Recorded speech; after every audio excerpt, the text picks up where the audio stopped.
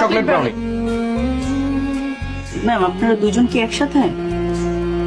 না, sorry ma'am, আমাদের কাছে তো মাত্র দুইটাই চকলেট ব্রাউনি আছে।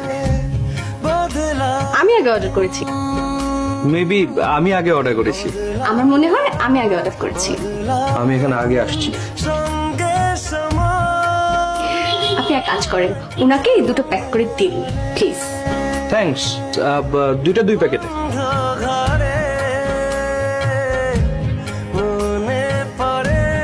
বেশ মিষ্টি,